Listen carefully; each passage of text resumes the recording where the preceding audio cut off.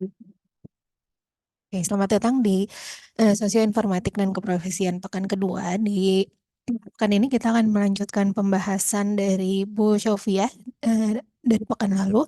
Di pekan lalu kita sudah belajar tentang Introduction to Big Data, dan di pekan ini kita akan melanjutkan ke Big Data Infrastructure. Untuk teman-teman dipersilakan open mic dan juga rename sesuai dengan format yang diberikan. Kemudian seperti minggu lalu akan ada presensi awal di LMS, jadi silahkan screen capture dan presensi awal akan dibuka mulai 13.35 sampai 13.50. Silahkan submit screen capture-nya di LMS. Untuk Bu Ufi sudah siap, Bu? Sudah begitu? Baik, kita langsung saja ke materi kita di pekan kedua bersama Bu Ufi. Silahkan, Bu. Iya,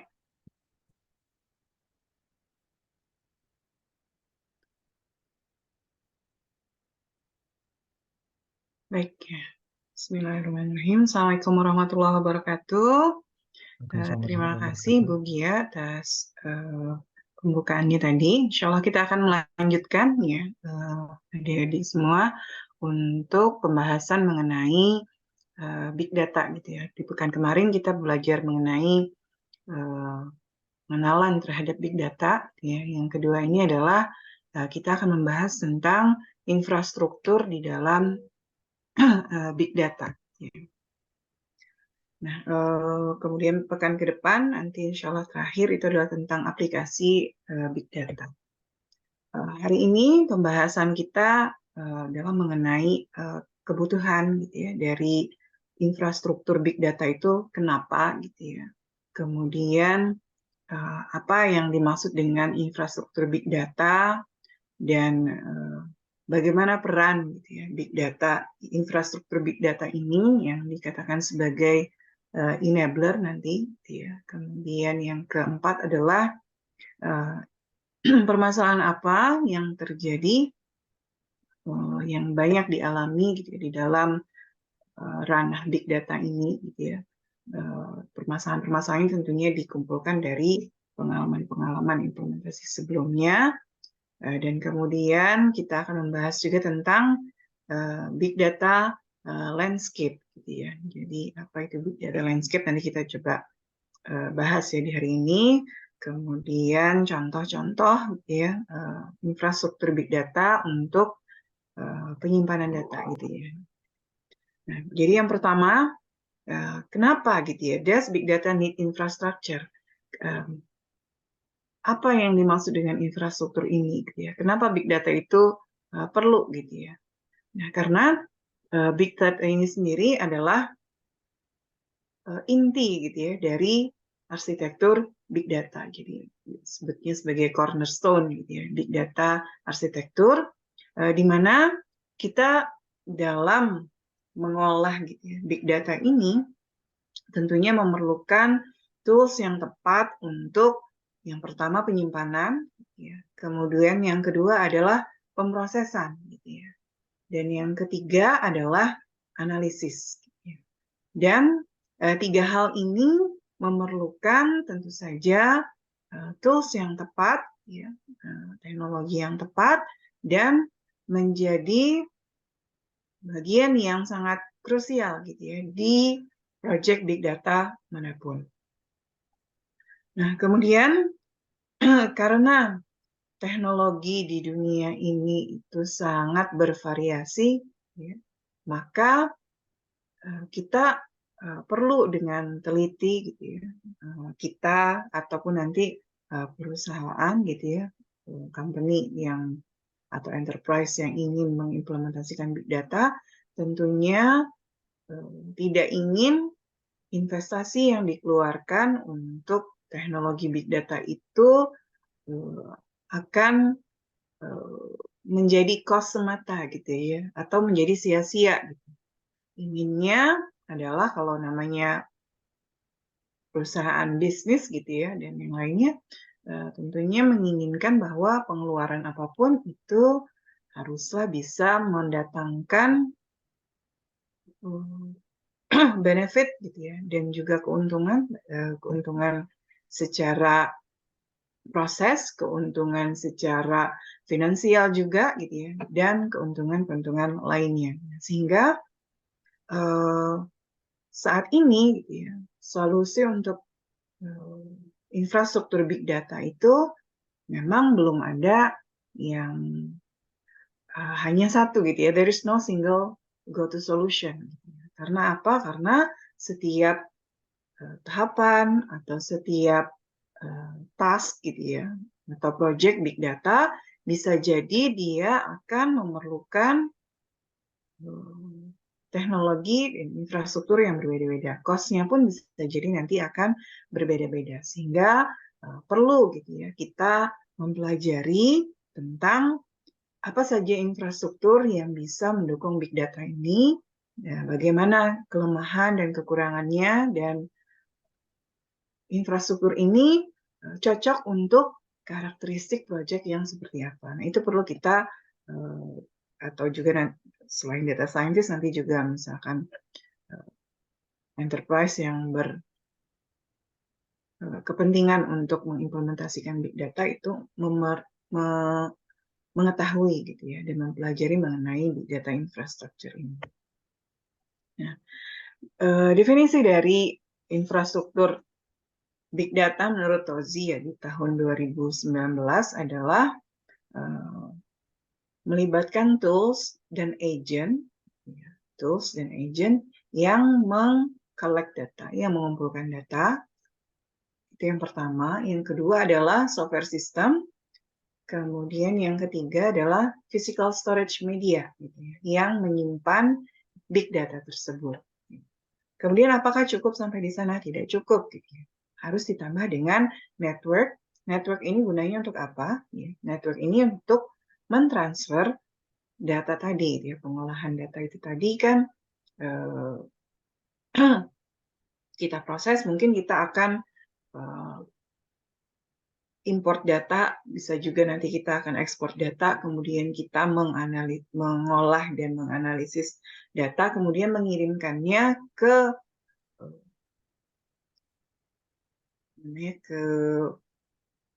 jaringan di dalam perusahaan, misalkan, sehingga mau tidak mau network itu diperlukan sebagai bagian dari big data infrastructure. Kemudian yang ketiga, yang selanjutnya, ya, tadi agent dan juga tools untuk mengumpulkan data. Yang kedua adalah software system, yang ketiga physical storage media, kemudian yang keempat network, yang kelima adalah application environment, gitu ya. Sehingga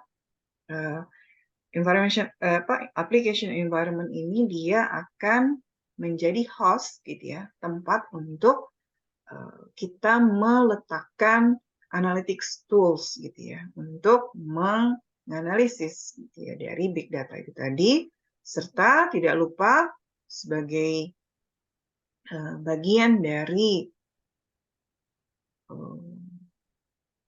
mekanisme untuk preventif, mengamankan data, gitu ya, mengamankan dari disaster yang mungkin saja terjadi, maka harus ya ada di dalam infrastruktur big data itu adalah backup atau arsip infrastructure yang bisa menyimpan data-data baik yang masih berupa data mentahnya gitu ya, maupun data yang sudah diproses ya menjadi knowledge ya, sehingga nanti ketika proses analisis itu sudah komplit dilaksanakan, data itu ya informasi yang dihasilkan tadi, informasi analisis itu masih tetap berada di dalam tempat yang aman, gitu ya. Jadi berarti diperlukan infrastruktur untuk backup dan arsip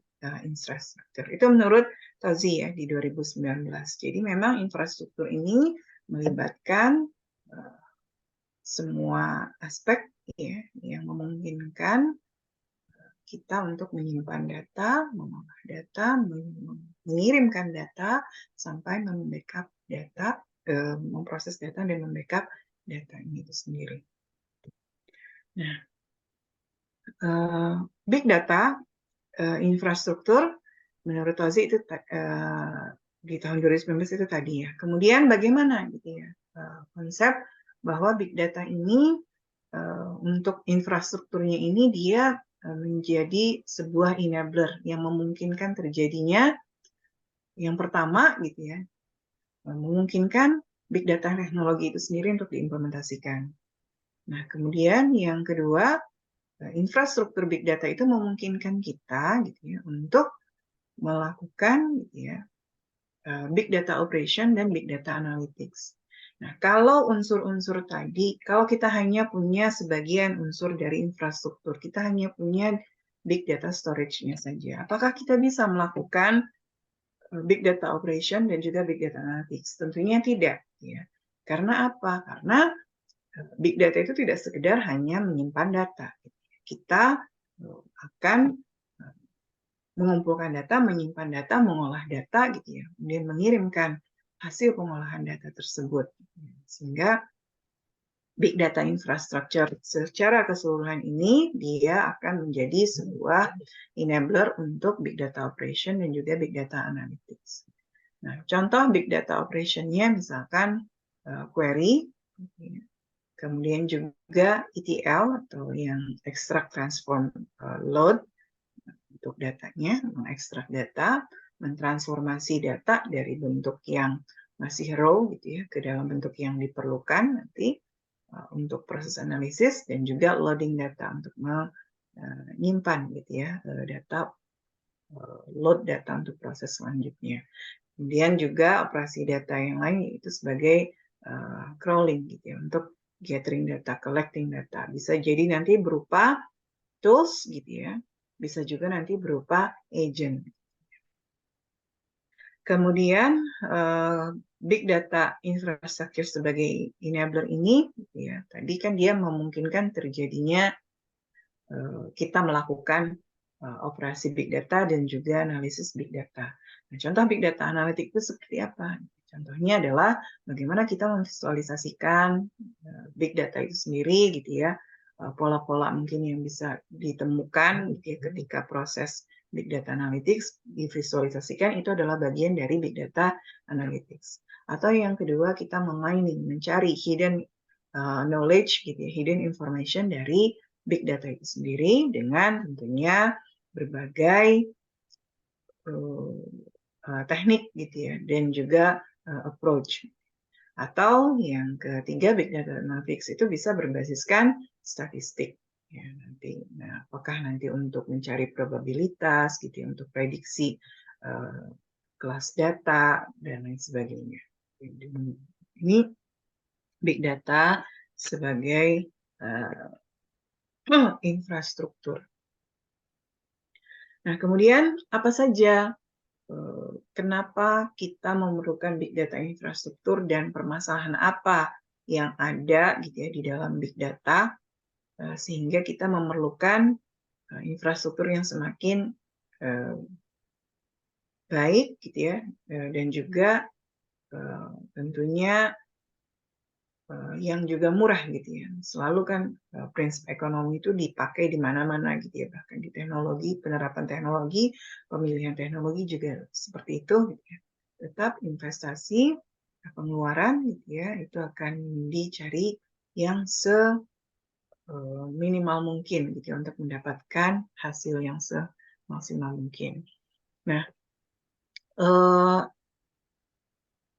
ada beberapa isu gitu ya, permasalahan di big data ini, yaitu pertama yang berkaitan dengan infrastruktur adalah karena big data ini volumenya besar gitu ya, ukurannya besar, maka akan dia memerlukan media untuk menyimpannya, itu memerlukan media penyimpanan yang tentunya besar gitu ya. Nah, sedangkan kita tahu gitu ya, kalau kita lihat perkembangan teknologi mengenai media penyimpanan ini, gitu ya, kalau dulu kita bisa misalkan bagi menjadi beberapa ya, ada yang traditional storage, yang zaman dulu sekali gitu ya, penyimpanan itu kan ada yang menggunakan tape gitu ya, tape yang ada yang ukurannya besar gitu ya, tape-nya untuk yang data besar ukurannya juga besar. Kemudian ada juga yang skalanya rumah gitu ya, kalau zaman dulu mungkin kakek nenek atau orang tua ada yang pernah mengalami adalah misalkan menyimpan data di film gitu ya, itu kan di video tape gitu ya, jadi bentuknya memang pita. Kemudian juga media storage yang lain, flash disk mungkin sekarang udah jarang ditemui gitu ya, kalian mungkin tidak mengalami fase itu ya. Tapi kemudian storage traditional storage ini berkembang teknologinya, menjadi muncullah gitu ya, ada solid state disk atau SSD.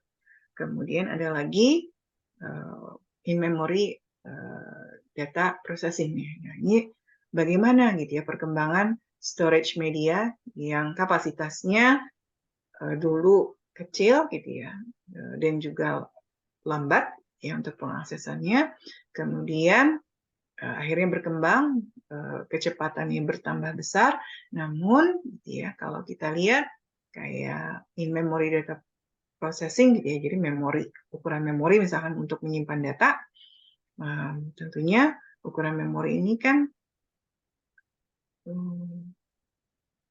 harganya gitu ya, kalau kita hitung per size-nya kilobyte atau megabyte itu kan akan jauh lebih mahal dibandingkan dengan yang solid state disk ini dan juga traditional storage gitu ya.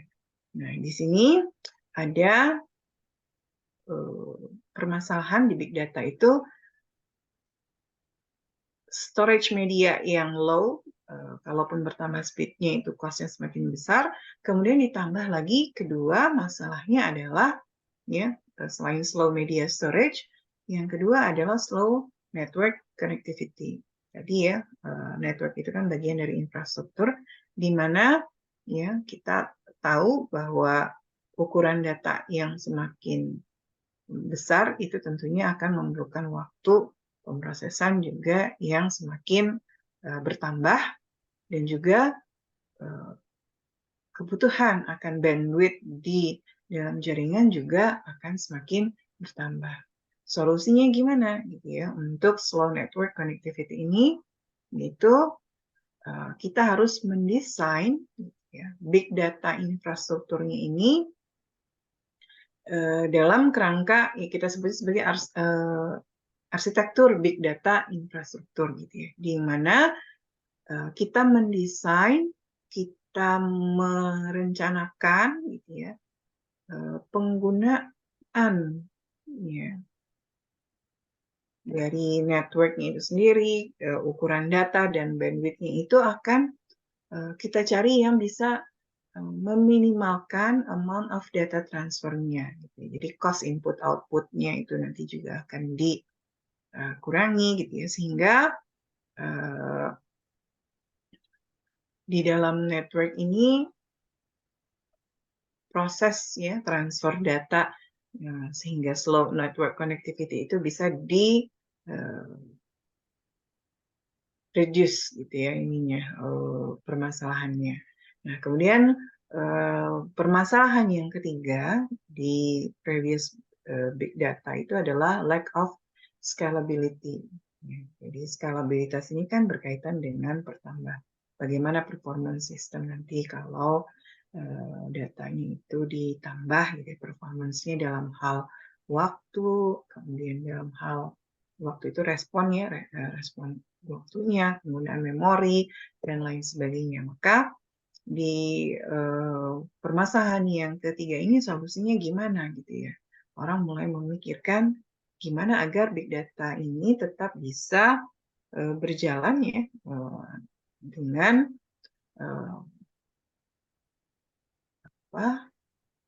mengurangi juga hambatan-hambatan yang mungkin terjadi pada big data. Nah, maka lack of scalability ini kan mau nggak mau kalau data itu semakin besar, bisa jadi nanti ada kebutuhan untuk penambahan mesin gitu ya, komputernya gitu ya. Apakah itu dari sisi memorinya, ataukah dari sisi jumlah node untuk PC-nya itu sendiri gitu ya. Nah, sehingga di lack of scalability ini kita akan berhadapan dengan gimana kalau kita membangun, apakah gitu ya, pertimbangannya itu apakah kita akan membangun on your own big data infrastructure gitu ya. Jadi kita memiliki sendiri gitu ya, infrastrukturnya, atau kita bisa memanfaatkan cloud service infrastructure yang ada. Ya. Nah, ada benefit yang bisa didapatkan ya seandainya kita menggunakan kayak cloud service infrastructure, yaitu kita bisa menambahkan gitu ya kapasitas dan kapabilitas dari mesin untuk big data kita, infrastruktur big data kita sesuai gitu ya, secara virtual, sesuai dan instan sesuai dengan kebutuhan kita gitu ya. Dan kita hanya membayar apa yang kita gunakan. Nah, tentunya masing-masing kasus gitu ya, masing-masing perusahaan gitu ya, nanti kebutuhannya akan berbeda-beda ya. Ada yang memang mampu untuk lebih prefer untuk membuat big data infrastructure-nya sendiri ya. Jadi, sudah memiliki desain arsitekturnya gitu ya, sudah bisa memperhitungkan gitu ya, mesin-mesin yang diperlukannya bagaimana, networknya bagaimana gitu. Atau yang kedua gitu ya, yang memang ingin lebih simpel gitu ya, pemeliharaan dan lain sebagainya, akhirnya mungkin memutuskan pakai cloud service infrastructure. Nah, ini ya 3 isu di dalam big data infrastruktur yang dihadapi sehingga nanti permasalahan ini tentunya bisa menjadi pertimbangan ya, sebuah perusahaan, atau nanti kalau kita mungkin kalau secara personal gitu ya ingin melakukan big data TA misalnya kayak gitu ya, mungkin bisa jadi kita nggak perlu membeli mesin karena mungkin kita hanya temporary penggunaannya gitu. Kita udah gunakan saja cloud service infrastruktur yang ada gitu, disesuaikan dengan kebutuhan yang kita miliki. Itu big data issue ya sebelumnya, slow storage media, slow connectivity, dan lack of scalability. Bagaimana solusinya?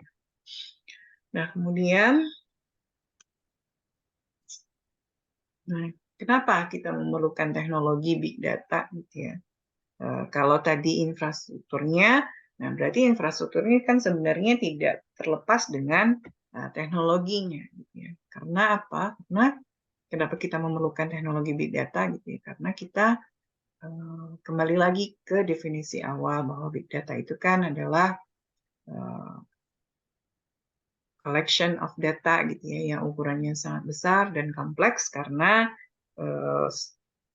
bentuknya beragam, gitu ya. Bisa yang struktur, tidak terstruktur, dan juga semi struktur, ya, di mana pemrosesannya akibat dari data yang bervariasi itu sulit gitu ya kita untuk mengolah data itu dengan cara yang tradisional gitu ya, sehingga kita memerlukan teknologi big data, di mana teknologi big data itu memang didesain khusus untuk memproses dan menganalisa informasi dari data yang berkarakteristik kompleks dan besar itu tadi. Nah, jadi kalau kita lihat gitu ya, existing software, apakah itu database system dan juga programming dan hardware, itu kalau yang tradisional gitu ya, kayak misalkan DBMS ya, relational database, itu memang bisa mengolah data yang besar, tapi ada limitation ya, keterbatasan dari RDBMS itu sendiri untuk mengolah data yang tidak terstruktur. Kenapa? Karena relational database itu kan dia mengolah, dia memiliki skema gitu ya, atau struktur yang fix gitu ya, yang tetap. Padahal di dalam big data, data itu tadi punya karakteristik dia bisa saja tidak terstruktur, ya, tidak memiliki struktur yang tetap. Nah, bagaimana mengolahnya gitu ya? Kalau pakai hanya mengandalkan misalkan relational database management system. Nah, belum lagi ya bahwa ada data ini kan semakin hari semakin konstan, bukan cuma konstan ya, tapi juga semakin pertambahannya itu pasti gitu ya, dan orde pertambahannya itu sangat-sangat pesat gitu ya, dari waktu ke waktu. Dan kemudian kenapa juga kita perlu gitu ya, teknologi yang memang didesain khusus untuk memproses dan menganalisis informasi dari data yang besar itu karena 80% data yang ada gitu ya, di internet atau di digital itu berupa data yang tidak terstruktur, gitu ya, unstructured data, sehingga kita perlu big data teknologi. Nah, big data teknologinya apa? Gitu ya. Nanti kita bahas setelah ini. Gitu ya. Ini kita bahas lagi tentang kalau kita kaitkan ya, kan sangat erat big data itu dengan data science gitu ya. Nah, jadi big data infrastructure basic need itu apa sebenarnya gitu ya. Nah, untuk basic need-nya itu ya, yang pertama untuk menyimpan datanya dulu. Mengkolek dulu tadi, mengcollecting data. Nah, maka apa yang bisa dilakukan gitu ya?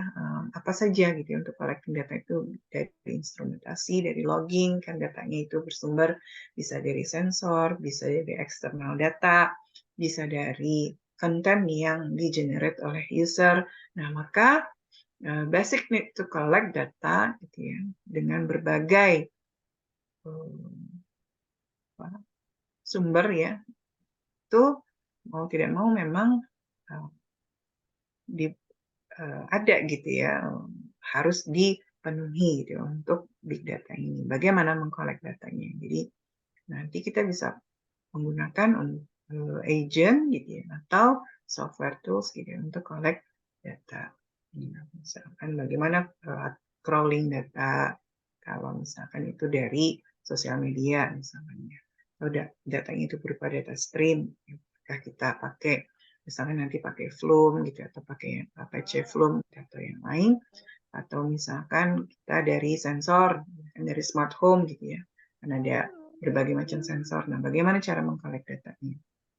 Kemudian ini kembali lagi ya ke definisi yang apa yang dimaksud dengan infrastruktur big data gitu ya. Yaitu adalah untuk menyimpan dan memindahkan data. Itu ada yang konser, tolong mic-nya dimatikan dulu ya. Move dan store, yaitu bagaimana kita ada kebutuhan ya dari big data infrastruktur ini untuk bagaimana mengalirkan data dari satu tempat ke tempat yang lain ya. Di sini bisa kita lihat ya, apakah nanti ETL-nya nanti gitu ya, untuk extract, transform, download-nya, kemudian bagaimana penyimpanan data yang terstruktur dan tidak terstruktur, dan sebagainya. Kemudian basic need yang lain ya di big data ini adalah bagaimana kita bisa mengeksplor dan mentransformasi data, cleansing, ya, kemudian mendeteksi apakah ada anomali terhadap data atau melakukan preprocessing terhadap data. Kemudian bagaimana juga basic need infrastruktur adalah untuk mengagregasi atau memberikan label data. Ya, kepentingannya untuk apa nanti? Ya, untuk analytics gitu ya. Kemudian bisa untuk menyiapkan training data ini yang tadinya nggak berlabel, diberikan label untuk kepentingan klasifikasi dan prediksi, misalkan seperti itu. Kemudian bagaimana learn dan juga optimasi dari big data-nya, pemrosesannya itu sendiri ya. Misalkan untuk learning-nya dari machine learning algorithm gitu ya, atau proses lainnya, baru kemudian nanti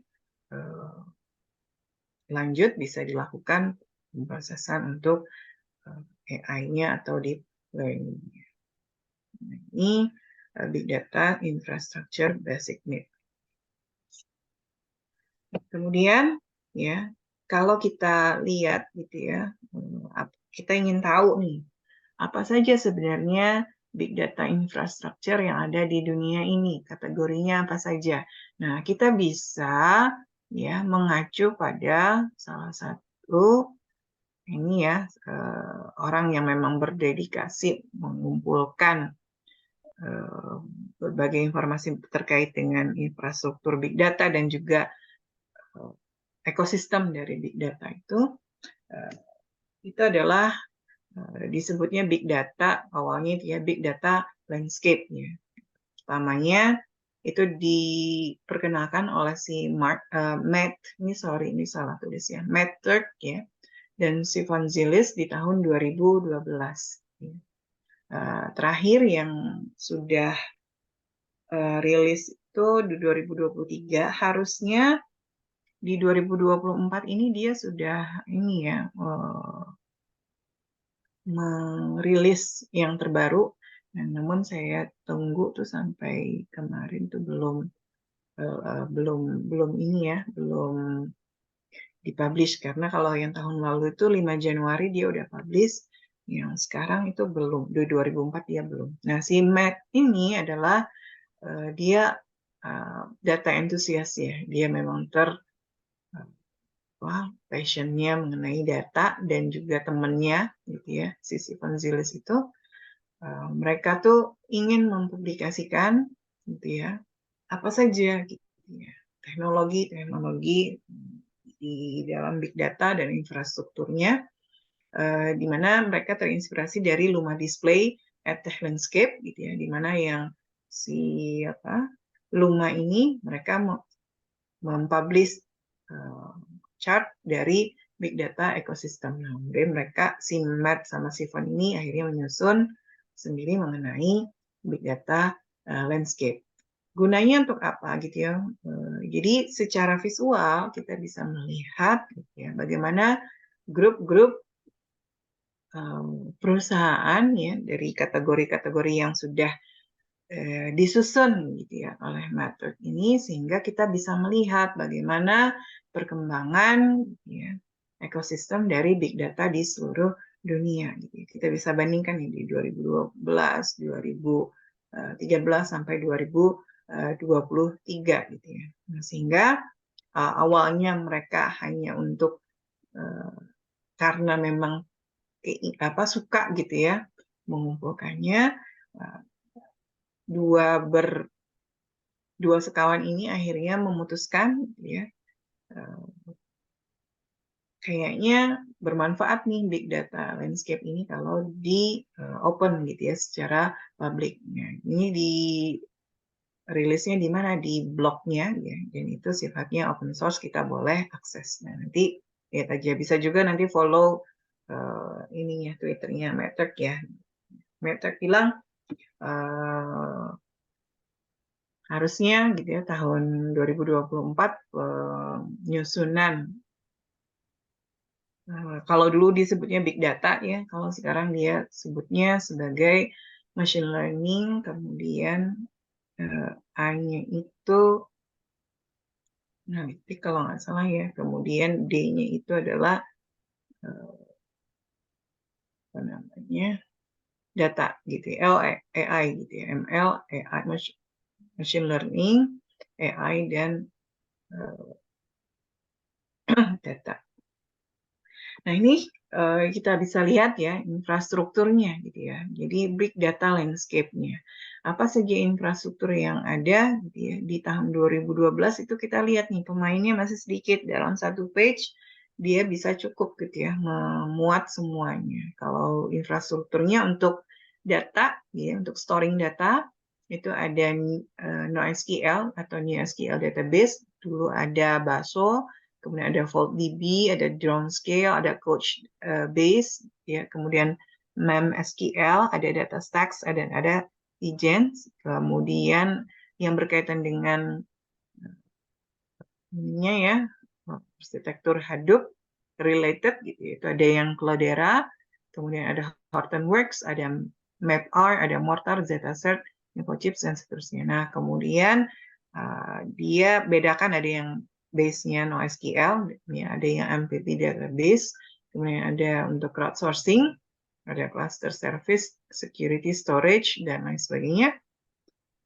Kemudian di analytics-nya dia paparkan ya di tahun 2012 di versi yang pertama ini bagaimana analytics solution itu perusahaan-perusahaan yang mereka ini basisnya perusahaan ya memang yang mengeluarkan produk ya. Nah, ini analytics solution, data visualization, statistical computing, sosial media, kemudian IT analytics dan lain sebagainya gitu ya.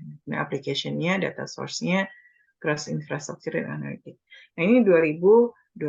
Kemudian gimana di tahun 2023? Nah, ini saya cuplik sebagian kecil dari yang dia sebut sebagai kalau dulu big data landscape, sekarang jadi machine learning, AI, dan data landscape. Ya, di mana infrastrukturnya itu untuk storage apa saja gitu ya, memang banyak di dominasi cloud storage ya, kayak misalkan di yang Amazon, kemudian Google dan juga Microsoft Azure, kemudian ada IBM storage juga,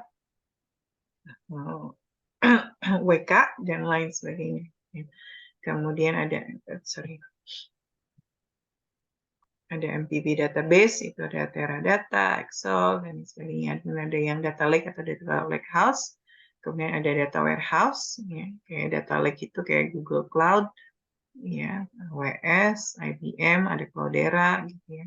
Kemudian kalau data warehouse-nya ada Oracle, ada Firebolt, ada VMware, Hydra, kemudian ada streaming atau in-memory processing, gitu ya. Ada AWS juga, gitu ya, Amazon, kemudian ada Google Cloud.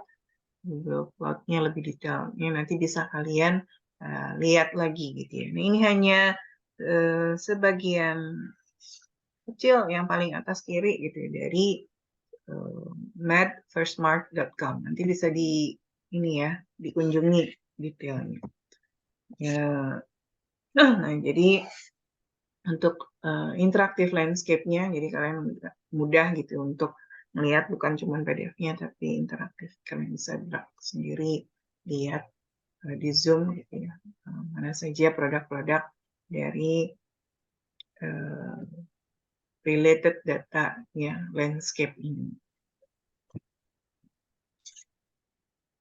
Nah, dari landscape ini gitu ya, kita bisa melihat ya bahwa mungkin saya coba, nggak usah. Nanti ini aja ya, ini buka sendiri. Di situ kalian akan melihat bagaimana pesatnya gitu ya perkembangan teknologi ya, dan juga infrastruktur yang untuk mendukung big data ini, gitu ya. Sehingga kita bisa ya melakukan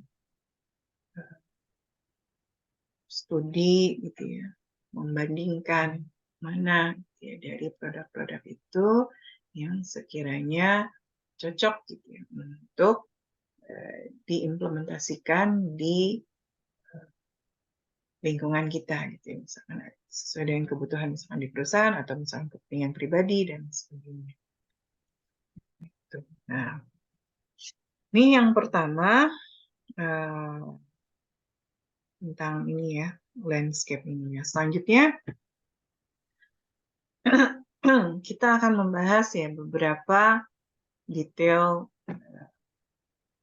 teknologi gitu ya yang mensupport big data ya, infrastruktur mensupport big data. Itu yang pertama adalah kita ambil yang ini dulu ya, yang cloud based ya, dan juga ada yang nanti bisa kita OYO gitu ya, on your own design gitu. Yang pertama adalah yang big query dari Google gitu ya, di mana Google BigQuery ini adalah infrastruktur untuk melakukan ini ya, untuk mengelola ya, big data kita yang dia serverless ya, nggak perlu server, sifatnya high scalable, maksudnya yang nggak perlu server tuh ininya ya, usernya, maksudnya kita tinggal ini aja nanti gitu, berlangganan gitu ya di Google BigQuery ini.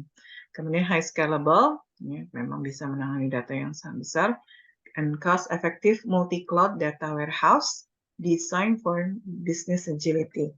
Katanya mereka seperti itu ya. Jadi kalau memang kita tidak atau perusahaan tidak mau melakukan investasi terhadap mesin karena misalkan pertimbangan mahal dan juga misalkan maintenance-nya yang cost-nya berat misalnya gitu. Nah, bisa mempertimbangkan untuk penggunaan teknologi ini ya, kayak Google BigQuery ini. Nah, sebagai ini ya, dulu new customer itu dapat $300 in free credit ya, untuk digunakan di Google Cloud selama 90 hari. Kemudian setiap customer itu bisa mendapatkan 10 GB storage dan up to 1 terabyte query per month ya. Itu free of charge gitu. Jadi query itu kan berarti kan dihitung tuh, satu query itu nanti ada berapa size ininya gitu ya untuk satu query. Nah, sehingga nanti bisa dipertimbangkan tuh kalau misalkan perusahaan gitu ya, pribadi dia kebutuhannya ternyata nggak sampai 1 tera, oh ya udah pakai ini aja misalnya kayak gitu, atau storage-nya tidak terlalu besar, nah udah bisa pakai ini saja, sehingga bisa dimanfaatkan juga untuk kalau misalkan kita nggak mau full gitu ya, yang penting loading, copy, dan ekspor data bisa gitu ya. Nah, itu kita boleh nih gitu ya, memilih Google BigQuery karena gratis untuk loading, copying, dan exporting data. Metadata operation-nya itu free. Nah, benefitnya apa? Gitu ya. Menurut ini mereka ya, dari website-nya penjelasan mengenai produknya Google BigQuery-nya adalah kita bisa memperoleh ya gain insight with real time and predictive analytics. Jadi kita bisa mengquery streaming data dalam waktu real time dan get up-to-date information di semua ya, bisnis prosesnya. Nah, sehingga kalau misalkan melakukan prediksi dan sebagainya itu akan lebih mudah gitu ya, karena ada built-in machine learning tanpa harus gitu ya, kita memindahkan data. Kalau misalkan on your own itu kan bisa jadi nanti kita collect data gitu ya, kalau sendiri gitu ya, kita collecting data, kita simpan, habis itu kita pindah nih gitu ya, nggak secara otomatis gitu ya bisa kita lakukan pemrosesan analisis datanya, tapi kita pindahkan dulu ke namanya pemrosesan selanjutnya gitu ya, di mesin pemrosesan selanjutnya. Nah, itu yang pertama gain insight with real time and predictive analytics. Kemudian yang kedua adalah kita bisa mengakses data dan men-share insight dengan mudah. Akses datanya mudah. Ya, jadi hanya dengan a few click gitu ya, maka kita bisa ya, mendapatkan report yang mudah, ada dashboard-nya juga gitu ya, yang menggunakan business intelligence tools. Dan ini adalah satu hal yang kelebihan yang ditawarkan ya, karena bisa jadi untuk dashboard itu kan kalau bikin sendiri itu juga bukan hal yang gratis biasanya gitu ya, kalau kita gunakan develop di internal gitu. Kalau di sini dia udah sediakan. Kemudian yang ketiga adalah kita dengan Google BigQuery ini kita bisa memproteksi data dan mengoperasikan data dengan ya rasa aman, ya, trust-nya ada. Ya. Jadi mereka memberikan ya, jaminan ya service level agreement-nya untuk high availability-nya itu adalah 99,99% uptime. Sehingga mereka katakan datanya juga secure, kemudian reliable, high availability. Dan juga secure-nya itu mereka ya datanya diproteksi dengan enkripsi by default dan bisa ya customer manage encryption key. Itu big data query ya. Fiturnya apa saja ya? Kalau kita misalkan ingin menggunakan big data Google BigQuery ini untuk big data kita gitu. Yang pertama itu fiturnya adalah machine learning and predictive modeling ya, with BigQuery ML. Kemudian multi-cloud data analysis dengan BigQuery Omni, interactive data analysis dengan BigQuery BI Engine, dan geospatial analysis dengan menggunakan BigQuery GIS, gitu ya, Geographic Information System. Nah, itu fitur-fitur dari BigQuery. Ini bisa kita lihat ya di slide selanjutnya ini bagaimana ilustrasi dari Google Cloud gitu ya untuk pemrosesan datanya. Ya, jadi kalau untuk BigQuery itu data itu kan bisa nanti dari berbagai source ya. Maka kita bisa upload nanti data dari local source dari ini kita masih dari perangkat yang ada ya. Bisa juga dari Google Drive ya. Kemudian bisa juga dari cloud storage bucket dan kita bisa memanfaatkan nanti DTS ya atau data transfer service-nya BigQuery gitu ya. Kemudian ada apa namanya data fusion plugin ya, yang memungkinkan itu untuk nanti mengintegrasikan data. Nah, jadi ini BigQuery ya kita sumbernya bisa dari nanti Google Storage, BigQuery-nya data fusion, data flow. Nah, cloud storage-nya itu bisa dari lokal. Ini bisa dari lokal nanti ya bisa dari drive atau yang lainnya. Ya, kemudian untuk konektornya bisa dari YouTube kah atau nanti sumber datanya misalkan dari Play Store kah, atau yang lainnya. Kemudian kita juga bisa lakukan penggabungan ya data fusion gitu ya di dalam BigQuery ini. Nah, kemudian ya ini Google Query. Sekarang yang kedua gitu ya. Kita beranjak ke yang Hadoop base nanti gitu ya. Hadoop base. Nah, nanti kalau yang Google BigQuery itu kan adalah memang infrastruktur big data yang memang kita tidak perlu desain dari awal, kita hanya memanfaatkan gitu ya, dan mengkustomisasi sesuai dengan kebutuhan saja. Nah, kalau yang kedua sekarang adalah kita coba gitu ya membahas mengenai teknologi yang bisa kita big data yang bisa kita persiapkan. Jadi infrastruktur big data yang bisa kita persiapkan sendiri. Gitu on your own big data infrastructure. Nah, maka kalau kita lihat ya big data teknologi itu apa saja ya diantaranya kan ada nanti Hadoop gitu ya. Kemudian ada NoSQL kayak misalkan Cassandra atau misalkan nanti NoSQL yang lain ya misalkan Neo4j atau misalkan nanti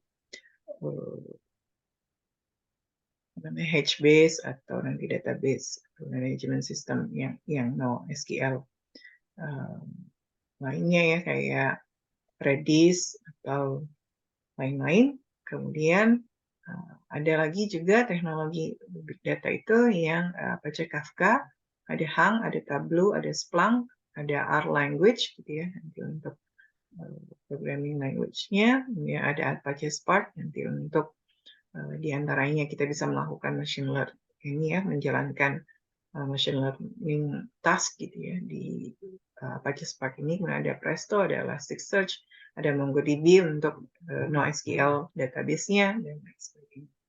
Nah, maka kita akan masuk ke yang kedua gitu ya. Kalau yang tadi adalah yang sudah kita tinggal klik gitu ya, kita gunakan. Yang sekarang ini yang bisa kita persiapkan gitu ya, on your OYO gitu ya. Yaitu adalah Hadoop. Hadoop itu apa gitu ya? Hadoop itu kan simbolnya ini anak gajah gitu ya. Jadi Hadoop ini adalah open source framework yang memungkinkan kita untuk menyimpan dan memproses big data ya di environment yang terdistribusi gitu ya. Terdistribusi di mana ya kita bisa memiliki ya, disebutnya sebagai cluster gitu ya. Itu adalah kumpulan dari mesin-mesin ya, komputer-komputer yang mana ya komputer-komputer ini akan menjadi pengeksekusi gitu ya dari proses task big data yang dimiliki oleh kita. Gitu. Jadi kalau kita punya data yang besar, kita ingin memproses ya dengan distributed environment ini kita bisa create nanti cluster. Disebutnya cluster ya, visi-visi yang terdiri dari nanti ada master, ada slave. Nah, maka kita bisa menggunakan yang namanya Hadoop gitu ya. Nah, Hadoop ini didesain gitu ya untuk menjawab pertanyaan how to process big data with reasonable cost and time gitu ya. Jadi gimana caranya gitu ya agar kita bisa memproses big data tapi gitu ya dengan cost-nya itu masih terjangkau gitu ya. Waktunya juga bisa cepat gitu ya. Nah, maka Hadoop ini hadir gitu ya sebagai salah satu solusi infrastruktur big data karena dia didesain untuk melakukan scale up ya dari single server ke thousand of machine. Jadi kerjanya kan satu, kalau kita hanya mengandalkan satu PC kita gitu ya, bisa jadi nanti kalau hanya yang ini ya datanya itu misalkan jauh lebih besar daripada memori yang kita miliki ya, yang di PC kita miliki, ini kan menjadi satu masalah gitu ya, gimana pemrosesannya gitu ya. Jadi akan lama gitu ya, dan juga selain waktu yang lama, cost-nya juga ya, cost komputasinya juga akan besar. Nah, maka muncullah ide gimana kalau membuat sebuah sistem gitu ya, terdistribusi di mana pekerjaan ini bisa dipotong-potong, ya, bisa dibagi-bagi dan dikerjakan oleh masing-masing mesin gitu ya, yang terhubung dengan satu yang lainnya sehingga pekerjaan yang besar itu akan bisa diselesaikan dengan cepat gitu ya karena dibagi oleh banyak titik itu tadi banyak pekerjaannya. Nah ini itu prinsipnya Hadoop ya. Jadi kalau ini kita lihat dulu gitu ya. Hadoop itu kapan gitu ya diperkenalkannya? Kenapa Hadoop itu bisa menjadi infrastruktur ya teknologi yang bisa mengolah big data ya. Didesainnya seperti apa? Tadi kan didesainnya untuk mengolah data agar bisa cost-nya itu murah ya, waktunya juga cepat. Nah, jadi diawali Hadoop itu di Nudge Project ya oleh Dave Cutting dan juga Mike Cavarella di tahun 2002 ya. Kemudian di tahun 2003 itu Google merilis white paper-nya tentang Google File System. Jadi kan file sistemnya Google memperkenalkan bahwa file system yang mereka miliki itu berbeda dengan file system existing gitu ya pada saat itu, di mana Google File System ini kan memang mereka desain khusus untuk bisa menyimpan gitu ya data mereka yang sangat besar gitu ya. Jadi mereka rilis white paper-nya. Kemudian di 2004 Google itu merilis lagi white paper mengenai MapReduce gitu ya. Nah, kemudian di pertengahan 2004 Nudge itu akhirnya mengimplementasikan ya NDFS ya dan juga MapReduce ya based on Google itu tadi terinspirasi mereka. Kemudian di 2006 Hadoop itu mulai dibangun sebagai subprojectnya dari Nudge tadi ya. Kemudian di 2007 Yahoo mulai mengadopsi ya penggunaan Hadoop dengan 1000 node cluster. Ya. Kemudian akhirnya di 2008 Hadoop itu menjadi top level project di Apache. Ya. Kemudian mid 2008 di pertengahan 2008 itu Hadoop itu bisa ternyata gitu ya mengalahkan performance dari superkomputer yang ada. Ya, akhirnya di 2011 Apache itu merilis gitu ya, karena perkembangan yang signifikan gitu ya dari Hadoop itu merilis versi stable dari Hadoop itu yaitu versi 1 di 2011. Kemudian karena ada evaluasi gitu ya, apa yang harus ditambahkan dari versi sebelumnya, maka perbaikan di 2012 tuh Hadoop mengeluarkan versi 2 Hadoop, di mana nanti ada yang namanya Yarn gitu ya, yang memungkinkan nanti Hadoop itu tidak hanya berdiri sendiri, tetapi bisa diintegrasikan dengan apa namanya sistem yang lain gitu ya. Jadi ekosistemnya itu bisa di mix gitu ya dengan yang lain. Misalkan untuk kalau di versi 1 itu Hadoop itu hanya bisa untuk menyimpannya itu pakai Hadoop file system HDFS gitu ya. Sedangkan di versi 2-nya dengan adanya Yarn itu dimungkinkan juga diintegrasikan dengan tools-tools yang lain gitu ya. Kayak misalkan HBase atau Flume atau Scoop atau yang lainnya.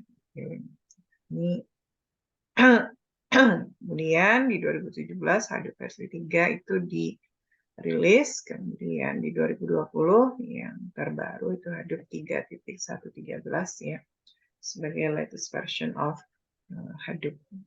Saya belum cek lagi yang di 2014 apakah sudah ada yang terbaru ya, mungkin nanti bisa di ini di apa update. Nah, kemudian siapa gitu ya? Sekarang kan tadi ada di ininya ya 2007 Yahoo mulai menggunakan Hadoop ya pada 1000 node dengan 1000 node clusters. Siapa lagi yang menggunakan selain Yahoo? Oh, ternyata ya hampir nih kayaknya brand-brand yang kita kenal gitu ya. Mereka ternyata menggunakan Hadoop sebagai solusi untuk big data infrastructure-nya.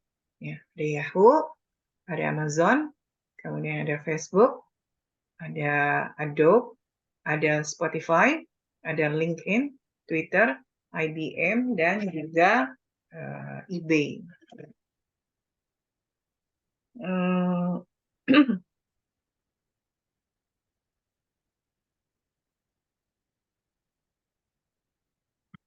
Hulu itu apa gitu ya? Ada yang Hulu mungkin ada yang belum familiar ya. Hulu itu adalah stream TV dan movie live online. Ya. Jadi apa namanya websitenya itu www.hulu ya hulu.com. Ya, nanti kalian bisa lihat yang memang apa namanya berbayar gitu ya untuk itu. Nah ini tadi kita sudah membahas ya histori dan evolusi dunia Hadoop, kemudian siapa yang menggunakan Hadoop. Nah tadi kan waktu di sejarah ya evolusi Hadoop itu di 2007 Yahoo menggunakan 1000 node cluster gitu ya Hadoop-nya itu. Nah apa itu cluster gitu ya? Nah, Hadoop cluster itu ya kalau kita lihat ya jadi Hadoop Hadoop cluster itu adalah kumpulan ya, mesin ya bisa satu atau lebih minimum 2 gitu ya karena ada yang satu master dan satu slave gitu ya.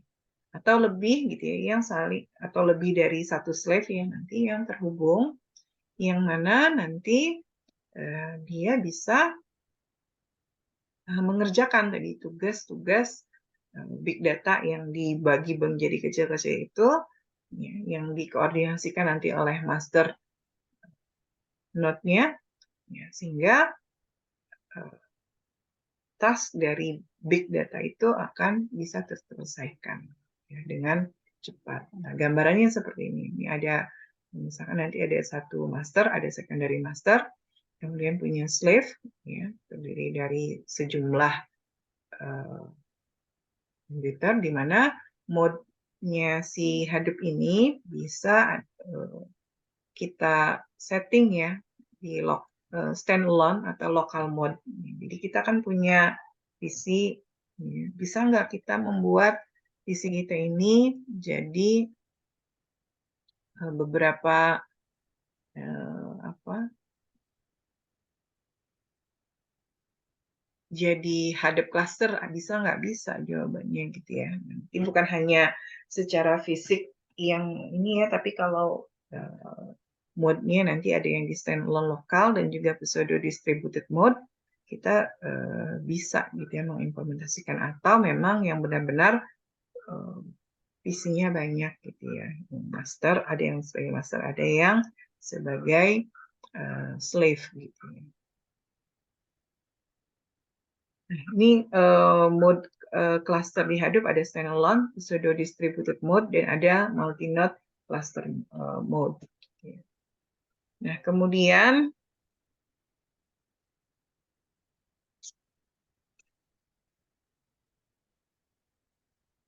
kenapa gitu ya orang menggunakan Hadoop gitu ya banyak kayak perusahaan besar tadi ya ada Yahoo, Amazon, Facebook, LinkedIn, Hulu, kemudian ada tadi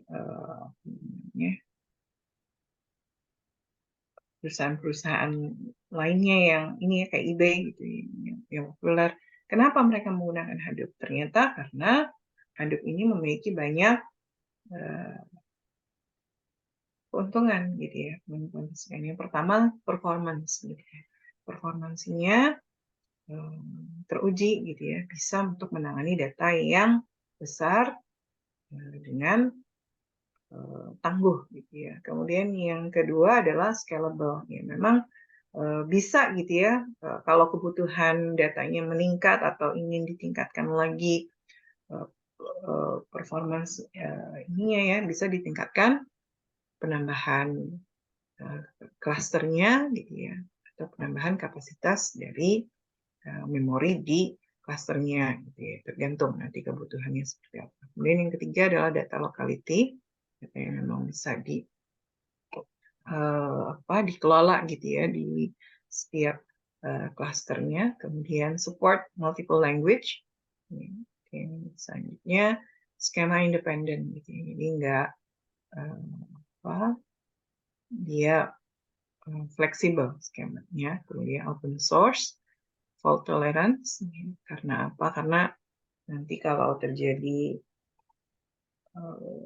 crash gitu ya di dalam jaringan, nggak bisa mengakses satu node, bisa mengakses ke node yang lain di dalam cluster, ya. Karena dalam cluster kan terhubung satu dengan yang lainnya.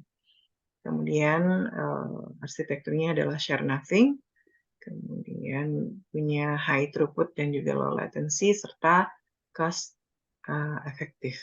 Itu advantage dari Hadoop. Nah, Hadoop ini terdiri apa gitu ya? Jadi kalau kita berbicara Hadoop, Hadoop itu nanti terdiri dari dua layer gitu ya. Atau sebutnya Hadoop coin gitu ya. Mana layer yang pertama adalah storage, yang kedua adalah processing gitu ya. Storage-nya itu dia punya yang disebut sebagai Hadoop Distributed File System, HDFS. Ini yang pertama, layer yang pertama ya, processing atau computation layer, yaitu yang disebut sebagai map reduce gitu ya. Nanti di map reduce ini dia melakukan apa? Nanti melakukan proses mapping dan juga nanti reduce gitu ya. Mappingnya dari mana? Ya dari permasalahannya nanti, misalkan kalau mengcounting, memproses data dokumen misalkan. Data dokumen itu kan nanti ada beberapa kata. Nah, nanti dia akan memetakan bagaimana menyimpan kata-kata yang ada di dalam dokumen tersebut ke dalam bentuk yang efisien. Sehingga nanti dimungkinkan memang data yang besar itu disimpan di dalam HDFS dengan cara yang cost-nya rendah gitu ya, dan juga mudah untuk diakses. Itu nanti detailnya kalau belajar di Hadoop ya, HDFS dan MapReduce-nya gimana. Tapi kalau sekarang kita mungkin gambaran secara garis besar aja. Nah, ini Hadoop cluster ya, arsitekturnya sama seperti tadi, cuman mungkin dilihat bahwa kita sebut juga yang master itu sebagai master node, di mana ada dua gitu ya. Nanti dia punya ini ya, node, dia juga resource manager. Kemudian ada slave node, nah, misalkan ini dia punya 3 slave gitu ya. Dimana nanti di slave node ini ada data, dia sebut sebagai juga data node. Kemudian ada node manajernya di situ, dan ada untuk map reduce-nya gitu ya, untuk mapping dan juga untuk reduce-nya. Ini kemudian Hadoop arsitektur, ini tadi yang ketika dirilis ya pada tahun 2011, Hadoop-nya itu adalah yang versi 1 ya, arsitektur yang Hadoop versi 1 hanya terdiri dari MapReduce dan juga HDFS. Kemudian disempurnakan di tahun 2012 versi 2, di mana Hadoop arsitekturnya 2.0 ini dia menambahkan yarn di sini ya, cluster sebagai cluster resource management. Nah, ini Hadoop arsitektur, kemudian bagaimana Hadoop ekosistem gitu ya. Nah, ini tadi untuk yang HDFS-nya, HDFS itu sebagai storage-nya, kemudian untuk resource management-nya nanti dia pakai yarn, ya. Nah, maka untuk penyimpanan data ya, di Hadoop ekosistem ini dimungkinkan untuk diintegrasikan dengan sistem lain gitu ya. Misalkan Apache Flum gitu ya, untuk mengcapture data, streaming data gitu ya. Terus saya bisa pakai Flume atau pakai nanti kalau yang Scoop misalkan untuk yang data dari Excel misalnya, atau dari MySQL, nah itu bisa. Nah, kalau yang Flume ini untuk data yang unstructured atau semi-structured data, misalnya dari Facebook, atau dari Twitter, atau dari LinkedIn, atau dari IG gitu ya, atau dari sumber-sumber lainnya. Nah, itu bisa diintegrasikan dengan HDFS gitu ya, untuk disimpan di Hadoop-nya. Agar jadi streaming datanya masuk ke streaming datanya dengan Flume, gitu. Kemudian masuknya nanti di HDFS untuk diproses selanjutnya, misalkan apakah nanti mau di machine learning atau proses lainnya. Nah, kemudian ini kita bisa lihat ya, ini resource management. Nah, yang kedua ini kan ada MapReduce-nya sendiri gitu ya dari Hadoop. Nah, dia bisa support ya dengan berbagai macam bahasa pemrograman, yang biasanya defaultnya kan Java, gitu ya. MapReduce, kemudian nanti bisa Hive and Drill, ya, yaitu Analytical SQL on Hadoop, nanti pakai Apache Drill atau Hive. Kemudian ada nanti Apache Spark, ya, in-memory data flow engine. Ini memungkinkan kita untuk memproses data yang besar itu dengan lebih cepat gitu ya. Atau nanti ada Kafka Storm untuk streaming datanya. Kemudian untuk yang machine learning-nya bisa Spark Machine Learning Library kita gunakan. Jadi nanti dia udah ada di sini gitu ya, kita manfaatkan. Kalau jadi kalau misalnya datanya benar-benar ordernya peta gitu ya, nah bisa kita implementasikan ini nanti ya, Hadoop plus Spark gitu ya dari Machine Learning Library. Kemudian ada nanti bisa diintegrasikan dengan Pig gitu ya. Kemudian ada HBase untuk NoSQL database-nya ya, atau nanti bisa untuk indexing dan searching pakai Solution. Kemudian untuk scheduling nanti misalkan untuk monitoring Uzi, kemudian untuk management dan coordination misalkan pakai Zookeeper atau nanti pakai Ambari. Nah, ini Hadoop ekosistem. Jadi bahwa teknologi Big Data itu kita bisa manfaatkan, salah satunya adalah untuk pembangunan infrastrukturnya adalah Hadoop. Ya. Karena Hadoop, kenapa Hadoop? Gitu? Karena Hadoop itu punya kelebihan dari sisi macam-macam tadi ya, di performance, scalable, support multiple language, schema independent, cost effective, fault tolerance, dan juga dia open source. Ini ya gambarannya tadi sama, tapi dalam bentuk teks saja gitu ya. Bahwa nanti untuk Hadoop ecosystem itu bagaimana data storage, processing, access, dan juga manajemen dimungkinkan diintegrasikan gitu ya di dalam Hadoop.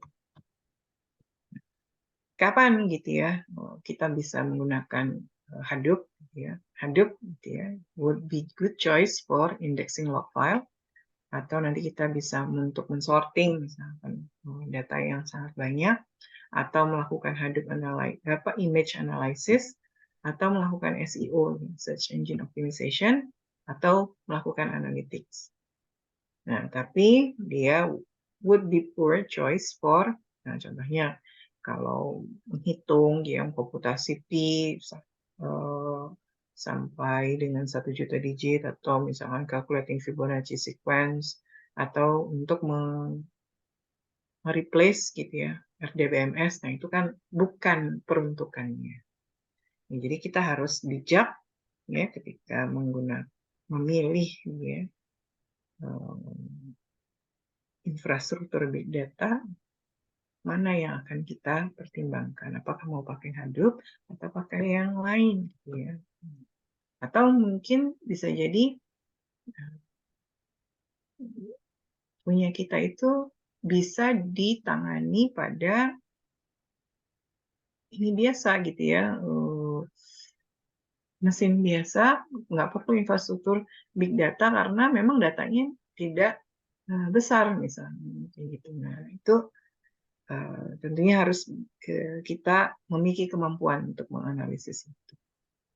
Nah sekarang contoh gitu ya, cerita nih sedikit mengenai Hadoop implementation. Bagaimana infrastruktur big data itu menjadi salah satu faktor keberhasilan gitu ya di real world. Contohnya yang di China Mobile, mereka mengimplementasikan Hadoop. Jadi apa yang diimplementasikan gitu ya? Mereka membuat Hadoop cluster ya, untuk data memining gitu ya, memining data dari data call record. Ini ini kan dia operator telekomunikasi ya. Setiap operator itu kan dia akan menyimpan call data gitu ya setiap harinya. Nah, mereka ingin memanfaatkan gitu ya, mencari gitu, mining ada nggak informasi atau knowledge yang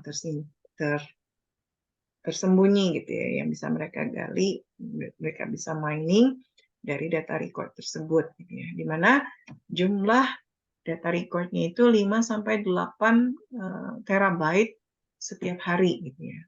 Nah, kalau misalkan melakukan analisis itu kan kita biasanya nggak cukup 1 hari ya. Biasanya kan kita minimal berapa, misalkan periodenya bulan, misalkan ya 2-3 bulan gitu ya, atau 2-3 bulan, atau mungkin 1 tahun atau berapa tahun gitu ya. Sehingga kan datanya akan terkumpul sangat banyak. Nah, dengan sistem mereka yang lama gitu ya, mereka ya mengalami struggling. Akhirnya mencoba berubah dengan mengimplementasikan Hadoop, dan hasilnya ternyata cukup signifikan. Ya, mereka pemrosesan data itu 10 kali lebih cepat, 10 lebih besar ya size-nya, dan 5 kali lebih cepat dibandingkan dengan sistem yang sebelumnya tidak menggunakan Hadoop. Ya. Nah, ini yang stage 1 yang mereka lakukan gitu ya. Itu adalah datanya 216,8 gitu ya. Kemudian total node yang mereka implementasikan adalah 600 node. Maksimum totalnya gitu ya. Hadoop-nya itu 400 node maksimumnya. Kemudian di stage kedua mereka implementasikan lagi 2.400 node secara total.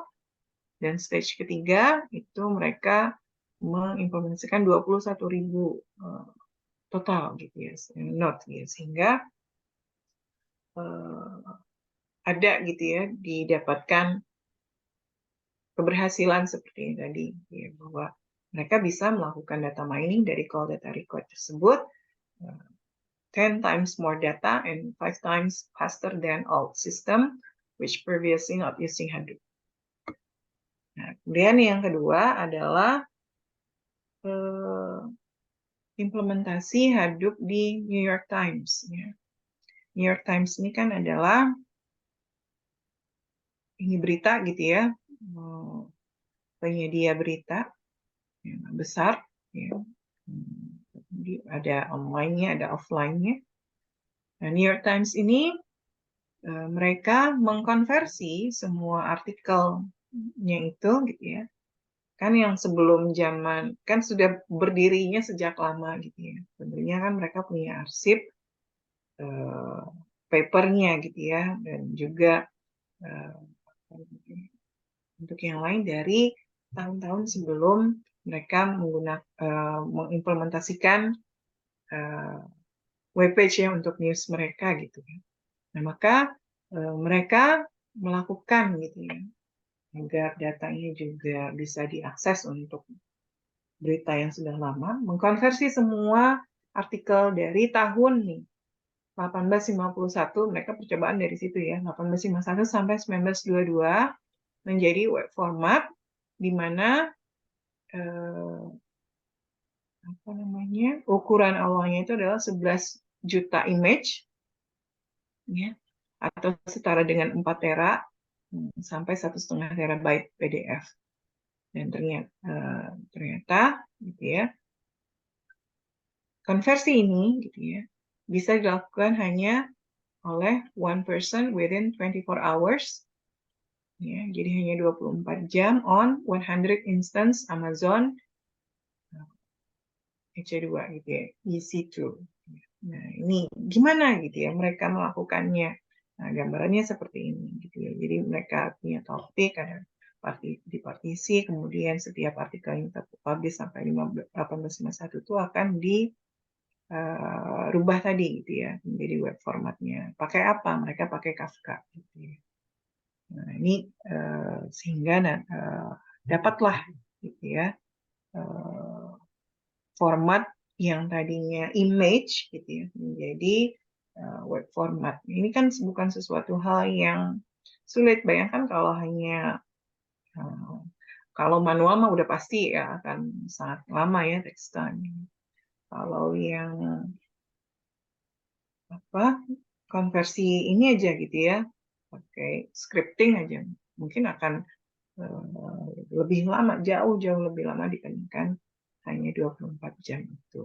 Berarti ini adalah satu keberhasilan, ya, contoh keberhasilan bagaimana infrastruktur big data itu, ya, salah satunya yang dari menggunakan Hadoop gitu ya, untuk mendukung dan memungkinkan big data itu sebagai enabler dalam bisnis. Nah, ini ada Hadoop ya tadi, ini kan implementation, kemudian Hadoop layers itu ada apa saja? Tadi ada 3 di yang arsitektur yang tipe 2-nya, versi 2-nya, sorry. Yang pertama kan ada layer HDFS ya, Hadoop Distributed File System, kalau yang versi 1 ya. Kemudian yang kedua adalah MapReduce ya. Kemudian kalau yang arsitektur yang versi 2-nya kan ditambah dengan Yarn. Nah, namun kita coba lihat dulu yang MapReduce gitu ya. MapReduce itu apa di dalam Hadoop? Ini kenapa kok bisa gitu datanya disimpan dengan mudah gitu ya dan diprosesnya dengan cepat gitu ya. Salah satunya kan kuncinya dari MapReduce ini, yaitu pemrosesan ya, teknik pemrosesan dan model program untuk komputasi terdistribusi ya, berbasiskan Java. Nah, di mana ada 2 task yang penting di dalam MapReduce, yaitu mapping, yang kedua adalah reduce itu sendiri. Mappingnya apa? Yaitu mengambil set of data dan mengkonversinya ke bentuk lain gitu ya, di mana setiap elemen itu dibagi menjadi tuplets gitu ya, ada key dan value pairs-nya ya. Kemudian yang kedua di MapReduce itu algoritmanya adalah reduce, yaitu merubah ya dari output-nya itu sebagai mapping ya, pemetaan input untuk data tuples ke smaller set of tuples lagi. Jadi diambil lagi menjadi bentuk yang lebih sederhana, lebih kecil. Nah, ini konsekuensinya apa gitu ya. MapReduce itu kalau diimplementasikan dia akan ya reduce task itu selalu dilakukannya setelah mapping job. Jadi mapping dulu baru kemudian di reduce. Contohnya adalah ya kalau kita punya input ya set of data gitu ya, K1 dan value 1, kemudian kalau di map nanti dia akan jadi K2 V2, kemudian di reduce K3 dan V3. Ini sebagai outputnya di mana nanti size-nya tentu akan lebih kecil yang K3 dan K3 ini dibandingkan dengan data awalnya. Nah, ini contoh gitu ya, bagaimana ilustrasi mapping proses gitu ya, sampai juga reducing proses di Hadoop gitu ya, flow-nya. Data misalnya dari berbagai node, ini klasternya node 1, node 2, node 3, kemudian dimappingkan datanya ya, juga sama apa diproses yang memproses di masing-masing node, baru kemudian nanti di reduce gitu ya, sehingga jumlahnya ini kan tadi misalkan 5 nih jadi 4 gitu ya. Di node ini simpannya 4, misalkan di sini disimpannya, ini kan awalnya 5 nih, ada yang disimpan di node 1, ada yang disimpan di node 3, kemudian node 2 ada 5, ada yang disimpan di node 1, ada yang disimpan di node 2, ada yang disimpan di node 3. Nah, makanya ini disebutnya di Hadoop itu kan dia fleksibel ya, dia independent skema. Jadi dia datanya bisa disimpan di berbagai node. Nah, kemudian nanti baru setelah itu di reduce ya, reducing proses hingga nanti akan ada output store locally data. Ini MapReduce flow. Layernya, ya, ini yang pertama. Layer yang kedua adalah HDFS, ya, Hadoop Distributed File System. Ya, arsitekturnya seperti apa gitu ya. Data itu akan disimpan gitu ya. Nanti di dalam node-node data, ya, node-node ini, ya, nanti disimpan juga di dalam rak, ya.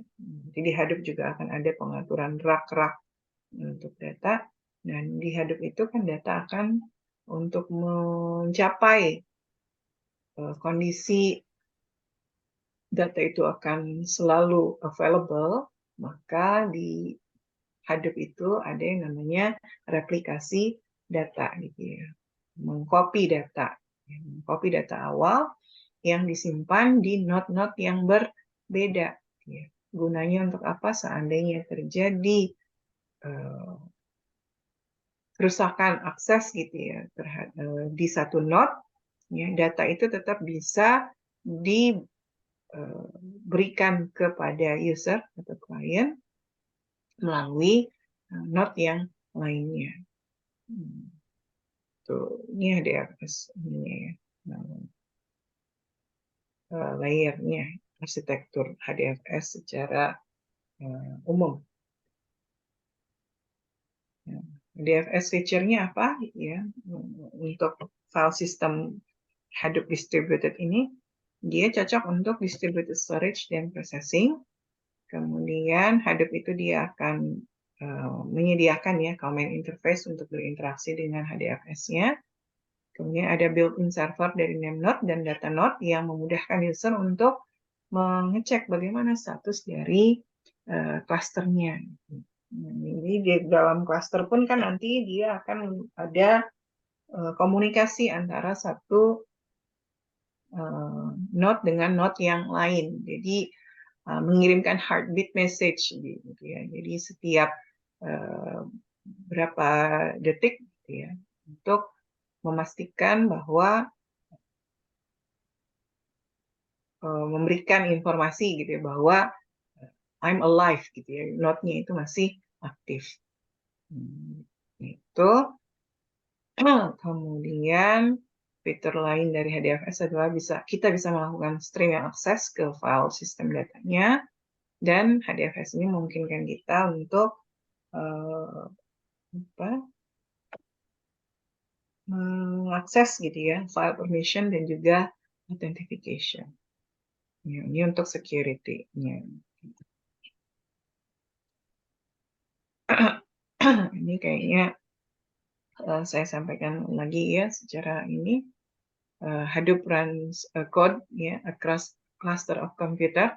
Nah, jadi gimana Hadoop itu berproses gitu ya. Misalkan nanti kita punya data, nanti dia akan dibagi menjadi directory dan juga file. Filenya akan dibagi menjadi blok yang ukurannya sama. Ya, mungkin ini konsep ini kan harusnya kita sudah belajar di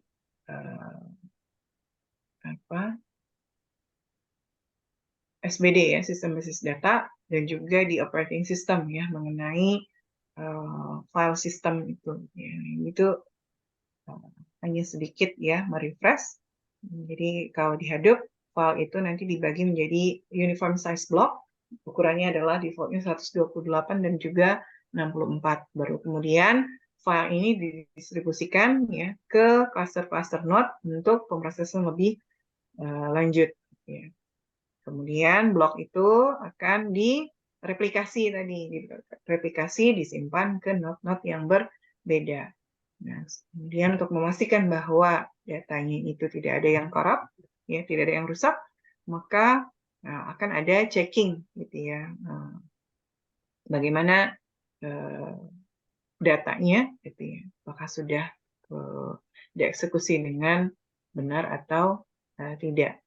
Dan kemudian di Hadoop nanti dia akan melakukan sorting ya untuk mapping reduce stage-nya, dan akan mengirimkan sorted datanya ke node-node ya atau komputer tertentu, kemudian juga melakukan debugging log untuk setiap job yang di submit. Ini ya, jadi Hadoop itu adalah big data technology gitu ya, yang mana dia bisa gitu ya untuk mensolusikan di storage ya, jadi low storage yang permasalahan pertama di big data itu bisa di-solving dengan melalui Hadoop ini, gitu ya, solving the storage and processing layer, dan memang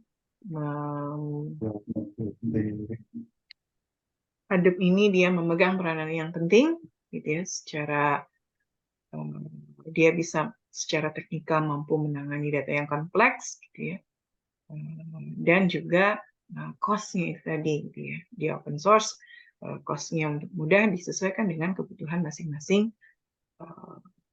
perusahaan, gitu ya. Nah, sedangkan cloud data warehouse yang ada ya sekarang ini kayak misalkan tadi kita contohnya adalah Google BigQuery, atau nanti ada yang Snowflake, Amazon Redshift gitu ya, data bricks ya untuk lakehouse-nya, ya bisa menyediakan ya kemampuan untuk penyimpanan data dalam jumlah yang sangat besar itu tadi, not completely cost prohibited ya, and doesn't require an army of very technical people to maintain. Nah, jadi tapi kelebihannya adalah gitu ya, kalau di cloud, kalau kita menggunakan service cloud gitu ya, itu kan adalah kita tidak perlu menguasai terlalu secara teknis banget tuh nggak perlu, karena kan kita tinggal klik paling mempelajari yang ada detail bagaimana implementasinya kan kita nggak perlu tahu. Sedangkan kalau yang di Hadoop ini mau tidak mau memang harus ada kemampuan SDM yang mumpuni untuk mengoperasikan dan mendesain mengoperasikan gitu ya dari Hadoop itu sendiri. Nah, jadi in other words ya, after all these years, it is now finally possible to store and process big data. Apakah itu pakai yang data di cloud gitu ya, atau pakai big datanya yang di Hadoop. Sehingga ya terakhir mungkin yang ini Gartner tuh mengatakan ya 86% dari DBMS market revenue growth itu adalah yang cloud based, and predicted that by, nah ini saya belum cek ya, ini terakhir apakah sudah memenuhi ya 70 prediksinya si Gartner ini, apakah 70% dari semua database itu will be on cloud platform. Itu mungkin yang bisa saya sampaikan ya terkait dengan big data infrastruktur ini. Jadi apa yang kita bahas ya mengenai ini adalah pertama pentingnya big data infrastruktur. Apa itu big data infrastruktur? Tadi dari awal sampai akhir ya, mulai dari mengkoleksi data, ya, mengumpulkan data, kemudian menyimpan data, kemudian untuk proses analisisnya juga sampai dengan backup dari data itu sendiri ya, diperlukan untuk ya, keberlangsungan dari proses project dari big data analysis. Ya mungkin saya buka sesi pertanyaan, silahkan kalau ada yang bertanya mengenai topik kita hari ini.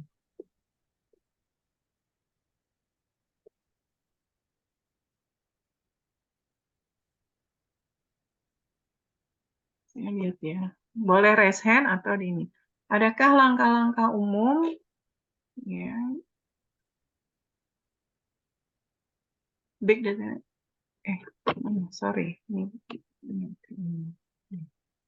Kaisar bertanya, mengingat data selalu bertumbuh dari waktu ke waktu, bahkan secara eksponensial, menyebabkan daya komputasi yang dibutuhkan dalam mengolah tersebut juga meningkat, sehingga akan lebih banyak mengkonsumsi energi. Agar teknologi big data dapat lebih sustainable dan ramah lingkungan, apakah pengalihan menuju sumber energi yang baru ya dapat diperbaharui sudah cukup dalam mengatasi masalah ini, gitu ya. Nah, ini kan kaitannya dengan ini ya, environmental issue gitu ya, tentang big data ini memang tidak bisa dihindari gitu ya. Apa tentang penggunaan energi ya, listrik, baterai dan lain sebagainya gitu ya.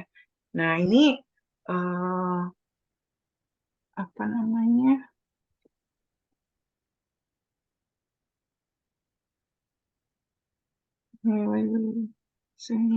Konsumsi energi. Agar teknologi dapat apakah pengalihan menuju sumber energi yang dapat diperoleh sudah cukup dalam mengatasi masalah ini? Nah, sebenarnya ini energi yang ramah lingkungan gitu ya, itu kalau secara ini ya, yang pertama itu tentunya sekarang kayak perangkat-perangkat elektronik ya, misalkan dalam hal ini untuk yang big data, komputer, server, dan seterusnya, itu kan memang dikembangkannya itu yang sudah ini ya, hemat energi. Kalau di ini tuh kan yang 5-star rating itu ya, yang rating apa energi itu ya. Jadi semakin banyak starnya kan semakin dia ramah lingkungan. Nah, pengembangan kayak apa mesin-mesin pasti mengarahnya ke sana gitu ya. Kemudian yang kedua adalah sehingga ya harapannya tadi bisa lebih ramah lingkungan. Yang kedua memang di ini kan tekankan juga adalah kayak misalkan penggunaan gimana kalau perangkatnya mengandalkan listriknya dari solar gitu ya. Solar. Namun itu juga masih debatable, Malakama juga sekarang gitu ya. Kalau kayak teknologi yang berdasarkan solar cell itu nanti baterainya gimana gitu kan. Baterainya ini kan punya daya apa? Ada lifetime-nya gitu. Sehingga nanti malah ke depannya akan menimbulkan masalah baru, lingkungan baru, yaitu sampah ininya gitu ya, sampah baterainya itu gitu ya. Nah, itu kan juga harus menjadi concern. Nah, jadi memang ini eh, harus menjadi concern semua gitu ya, bagaimana eh, nggak cuma teknologi big data ya, semua teknologi di dunia ini bisa sustainable dan ramah lingkungan. Khususnya kalau mau jadi mengalihkan dayanya itu ke solar gitu ya, tapi kan solar itu juga nanti akan menimbulkan dampak environment juga gitu, sampahnya gitu ya, ada sampahnya gitu. Kayak baterainya itu kan nggak cukup apa nggak mudah gitu untuk melakukan pengelolaannya. Nah, tentunya diperlukan kebijakan ya awareness ya dari semua pihak gitu ya, dan juga green computing ya, green technology itu memang harus disupport oleh kita semua. Itu mungkin jawaban saya nggak ini ya, karena saya bukan orang yang ber ini ya, masih belum di level kebijakan gitu ya, tapi setidaknya memang kontribusi kita agar big data dan seterusnya ini misalkan nanti dengan memilih produk-produk yang memang dia support ya terhadap green computing. Nah, kemudian satu lagi, karena zaman sekarang sudah berkembang teknologi bernama quantum computing, kira-kira apa saja dampak diimplementasikannya teknologi ini ke dalam big data, dan akan seberapa besar pengaruh yang ditimbulkan teknologi ini kepada big data. Oke, nah ini ya, apa namanya? Coba kita bahas ya, bagaimana.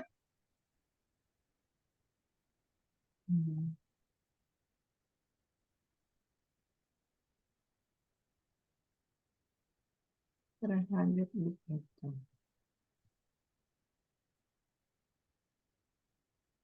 Yang saya catat dulu. Lupa. Nah, tentunya yang pertama gitu ya, aspeknya kita bisa lihat dari pemrosesan data ya. Quantum computing itu kan namanya juga kuantum ya, jadi aspeknya itu kan biasanya cepat ya, jauh lebih tinggi dari komputasi yang klasik gitu ya, sehingga harapannya gitu ya, dengan adanya quantum computing ini bisa mensupport lagi gitu ya, lebih men-speed up lagi pemrosesan data pada ranah big data ini ya. Kemudian yang kedua ya, selain itu juga untuk efisiensi gitu ya. Jadi bagaimana quantum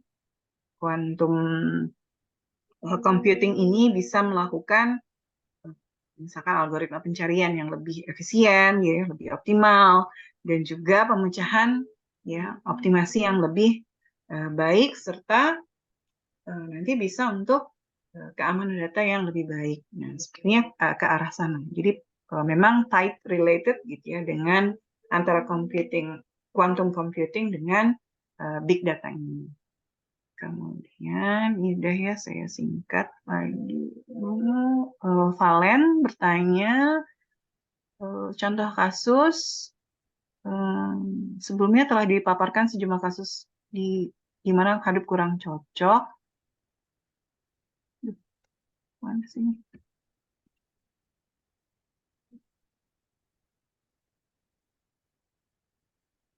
Mana tadi? Apakah ada hal lain yang perlu diperhatikan dan dipertimbangkan terlebih dahulu oleh perusahaan sebelum memulai menggunakan Hadoop dalam sebuah proyek? Nah, yang pertama tentunya, misalkan udah jelas nih, mau proyeknya adalah proyek big data, gitu kan. Nah, big data. Nah, ini kita klarifikasi dulu, gitu ya. Nanti jumlah datanya berapa kira-kira, gitu ya. Sumber datanya dari mana? Kemudian variasi datanya, jenis datanya bagaimana. Kalau ternyata memang memenuhi semua aspek bahwa ini memang big data gitu ya, analisis, maka dan misalkan ordernya memang peta ke atas gitu ya, maka kita bisa pertimbangkan perusahaan itu. Misalkan gini, dia kan bisa jadi sudah punya infrastruktur gitu ya untuk mendukung teknologi di perusahaannya. Apakah nanti untuk kayak misalkan punya direktori kalau Telio misalkan ya kan punya Putih gitu ya, direktorat Putih. Nah, di Putih itu kan ada komputer yang khusus untuk computingnya gitu, untuk pemrosesan datanya. Nah, itu kan bisa dianalisis. Apakah nanti sudah mencukupi atau tidak untuk menggunakan existing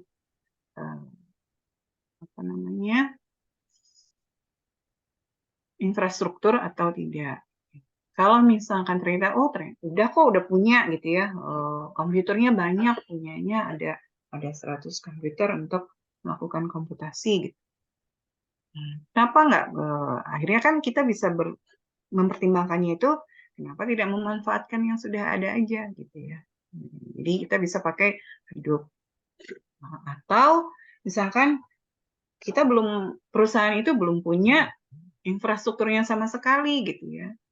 Misalkan ternyata kalau dikalkulasi, kan kita untuk project big data itu juga harus ada tahapan yang kita ketahui ya. Jadi nanti dari business understanding-nya dulu gitu ya. Kemudian kan kita perlu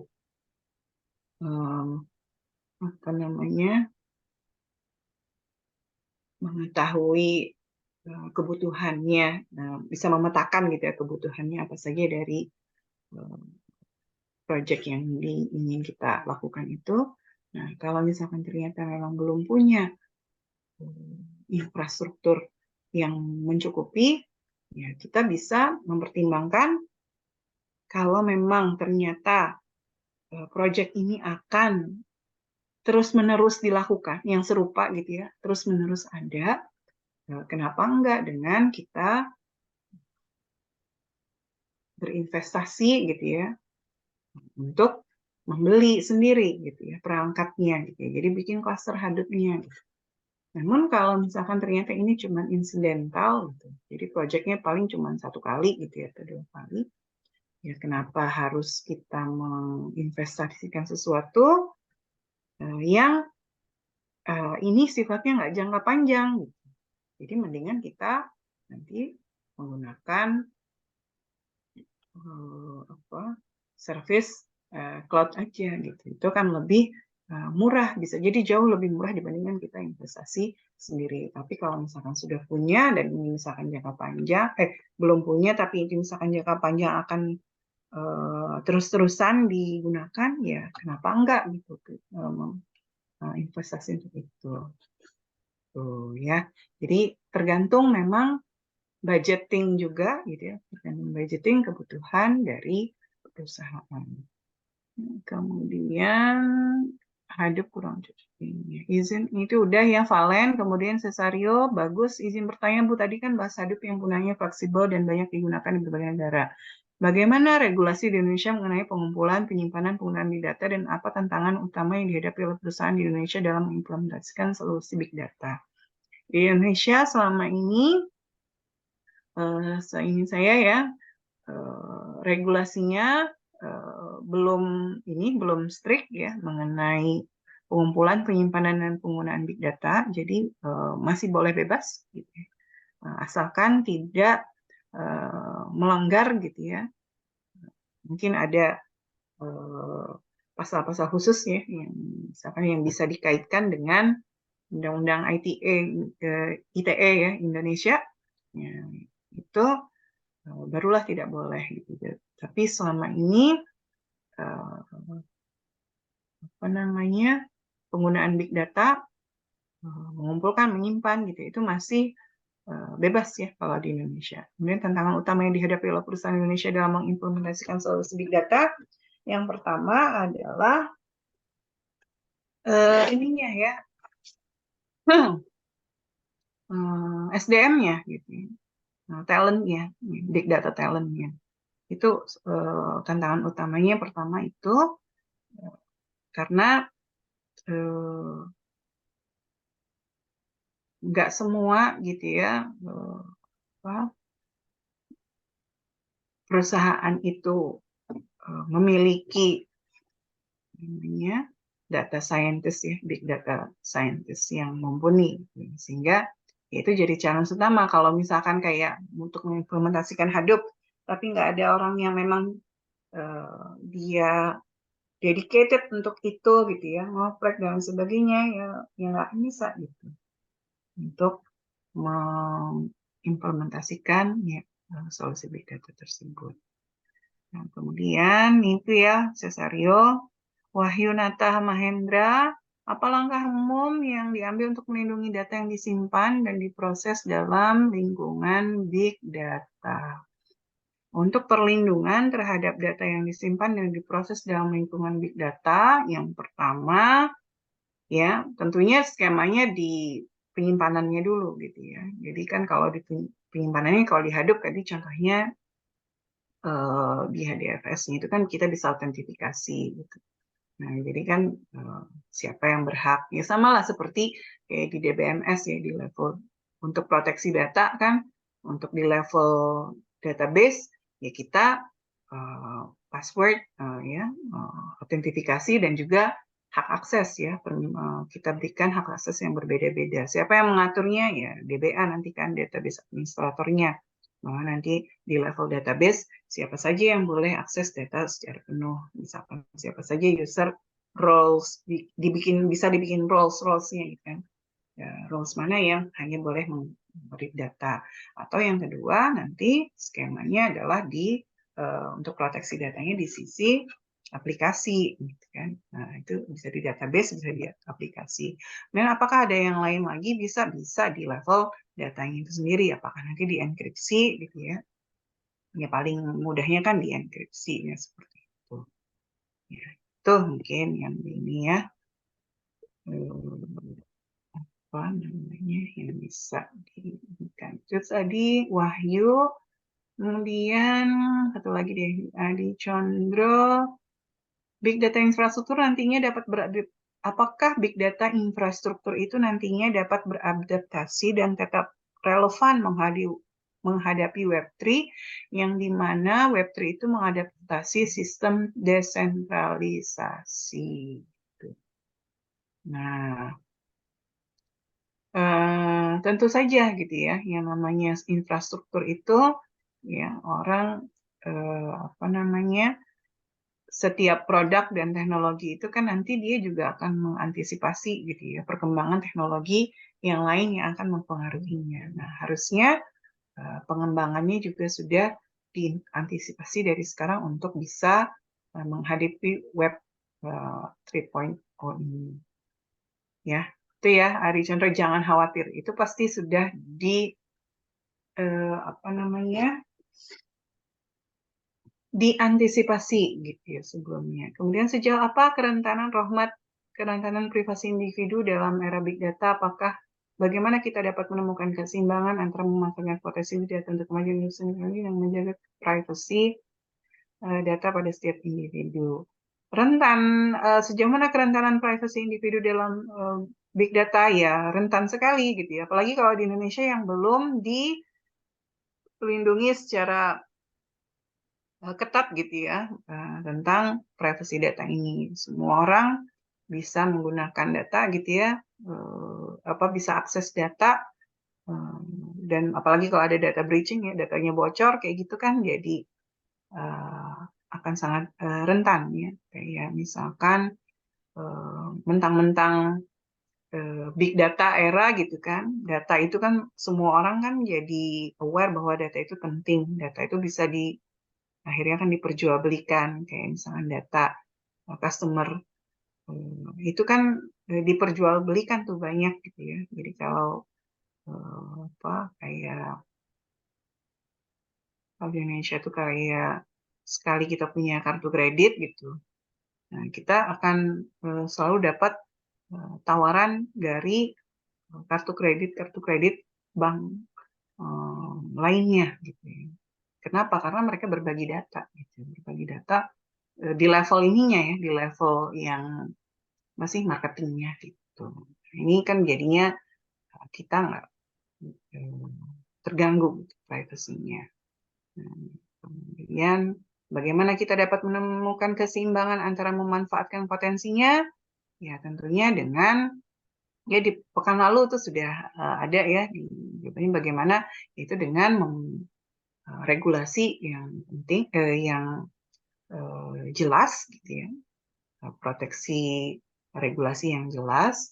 Kemudian yang kedua adalah penggunaan data yang dilakukan secara etik gitu. Jadi menjaga etika dalam pemrosesan data. Ya, atau nanti untuk di level datanya bisa nanti sebelum diproses dilakukan pre-processing, yaitu salah satunya dengan prinsip bottom up generalization gitu ya. Jadi salah satunya itu adalah datanya itu digeneralisir. Ya. Jadi bukan spesifik tapi jadi misalkan range umurnya spesifiknya 16 tahun tapi ditransform data value-nya itu agar lebih general menjadi kategori remaja kayak gitu. Nah, contoh seperti itu. Atau misalkan gaji gitu ya, gaji itu nggak spesifik angka tapi range. Itu kan salah satu untuk penanganan handle privacy data.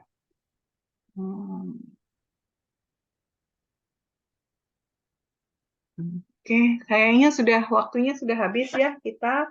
Tapi mungkin izin saya menambahkan info. Nanti mungkin yang selanjutnya saya copy dulu deh.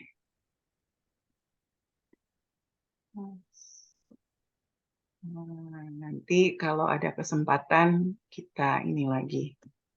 kita bahas lagi. Ya, mungkin itu saja mungkin pertemuan kita hari ini, tapi saya izin menyampaikan bahwa kita akan ada 2 kuis gitu ya di pertemuan 1 sampai dengan 3 ini. Nah, nanti informasi mengenai kapan kuisnya akan saya ini ya sampaikan nanti ke Bu Gia, nanti minta tolong Bu Gia atau nanti buka announcement ya di LMS. Gitu.